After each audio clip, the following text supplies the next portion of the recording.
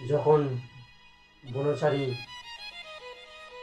গুরুদ্ধর বলল, আজ তোমাকে বধ করব আর আমার পরিবারকে ক্ষুধার্ত থেকে মুক্তি দেব, তখন সেই হরিণ বলল, বদ্ধ তুমি শোনো, আমার কথা শোনো। হরিণী বলল,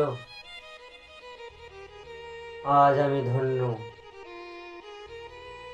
কারণ আমার শরীরে তোমার পরিবার তৃপ্ত হবে, শান্ত হবে, কিন্তু আমার ছোট ছোট বাচ্চা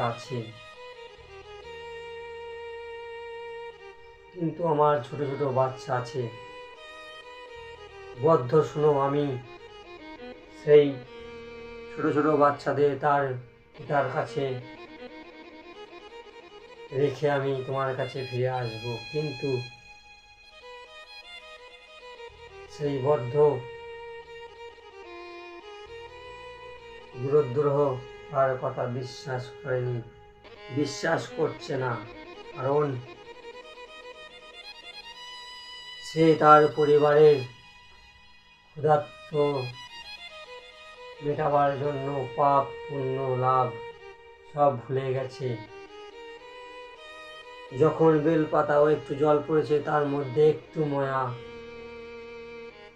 মমতা তার ভেতরে জেগেছে। তাই মনে মনে ভাবলো যে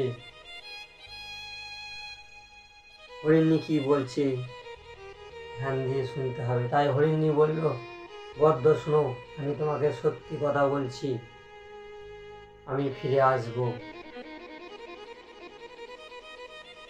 হরিণী অনেক শপথ করলেন, বললেন, বদ্ধ তুমি শুনো, ব্রাহ্মণ যদি বেদ বিক্রয় করে